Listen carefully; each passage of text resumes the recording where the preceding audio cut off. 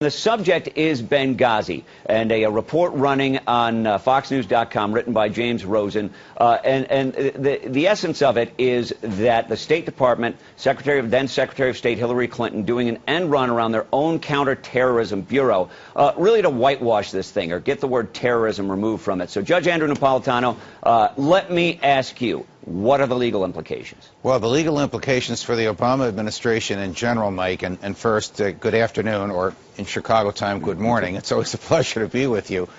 The legal implications for the administration are profound, and for Mrs. Clinton would be personal and extremely profound. Because if what James Rosen has so wonderfully reported can be demonstrated under oath and in a credible way out of the mouths of James's sources, that would substantially contradict Mrs. Clinton's testimony. Now, I don't know if her testimony was given under oath, but it doesn't matter because lying to Congress carries the same criminal liability and the same punishment as lying under oath to Congress. I'm not suggesting that Mrs. Clinton lied, but I'm saying that a case could be made out either legally in a courtroom if a prosecutor wanted to, and certainly politically in the public sphere, should she decide to seek higher office, that she materially misled the Congress during that famous "what difference does it make" testimony of hers, which was substantially at odds with what James is reporting his sources have told him.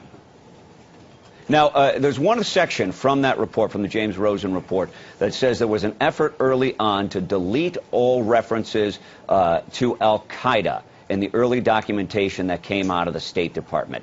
If that's there, if it proves true, are we talking about some kind of an obstruction charge?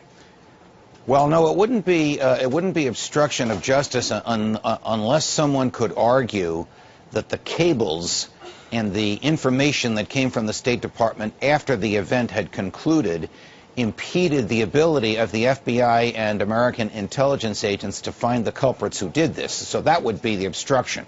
Obstruction means interference with a criminal investigation or a criminal prosecution. It does not mean interference with the dissemination of the truth. So, for example, if it turns out that Ambassador Rice was lying, we know she made material misrepresentations. She said she articulated what she was told to say, but she can't really tell us who told her.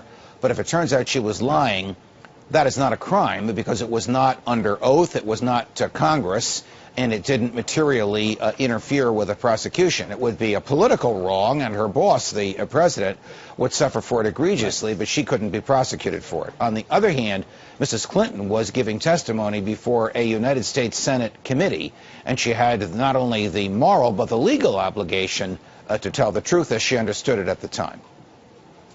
You know, in order to make a case, you're going to have to prove motivation at some point. There was something that was causing the president, there was something that was causing the Secretary of State to do this. And the only motivation I see right now is just a desire to not use the T word, to not call this thing terrorism, to say no terrorist attacks happened on our watch. Well, the big motivation is the president's reelection.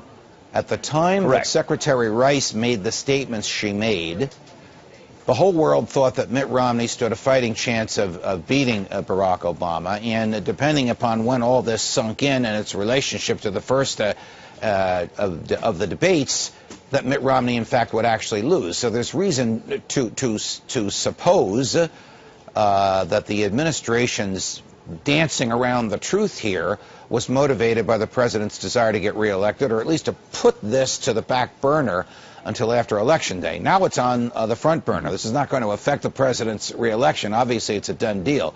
But it can certainly affect his peace of mind and his political success for the remaining 3.5 years of his second term. And it could affect the political future and even, arguably, the freedom of Mrs. Clinton. But still, the motivation is just to say, nothing happened on my watch. I kept Americans secure wherever they were around the world, correct? Yes, and we now know that if that was a motivation, it was a false and a fraudulent one. Right. In terms of Hillary Clinton, is she at all subject? Is she vulnerable to this at all? I mean, not just politically, but when we're talking to you, let's talk about criminal. Okay.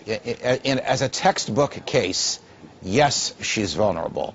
But as a practical matter, the president controls federal criminal prosecutions for as long as he's president through his Attorney General, Eric Holder. It is almost inconceivable that he would authorize Attorney General Holder to permit a U.S. attorney somewhere, probably in Washington, D.C., to seek an indictment of Mrs. Clinton for materially misleading Congress. It's the same charge that Roger Clemens was tried for.